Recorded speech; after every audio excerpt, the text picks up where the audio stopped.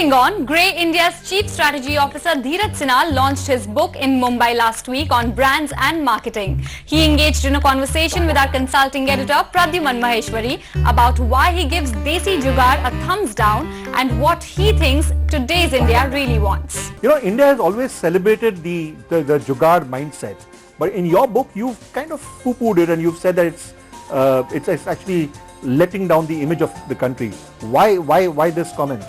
I would say it has got India to where it is today in a slightly negative way, because to my mind, what is Jugaad? Jugaad is about shortcuts. Jugaad says quick fix. Jugaad says fix it by hook or crook, right? And to my mind, the fact that we still live with potholes on our roads in most of our cities, despite having spent so much of money, the responsibility perhaps goes on Jugaad. I worry about eulogizing a concept like Jugaad because it does more harm to a country which is coming out of a coping mechanism, right, and trying to develop through excellence. And I don't think Jugaad is a partner in excellence. You've written about the contrasts and contradictions which exist in the various regions of the country. Does it become difficult for a marketer to reach out to these various segments, the many Indias? I mean, my theory on that is that too much has been made about this many Indias, and it's a consultant's favorite, right? Consultants would go on conferences and to clients and say, oh, there's so many Indias in this country, and India changes every 100 kilometers, and there are 2,000 dialects and languages, and there are customs at every step. But as a marketer, how do I use that? Right? So do I build product and service for every 100 kilometer? Where is the media to reach out to that audience, right? On the contrary, if you look at the fact that our diversity is actually inspiring a larger national popular culture. So Karwa Chauth today is a national festival and dosa is a national snack. You can get a dosa in the northern part of India, you can get it in Sikkim, you can get it anywhere. So lots of ideas across regions have traveled, and I think we are seeing a united India in terms of a popular culture.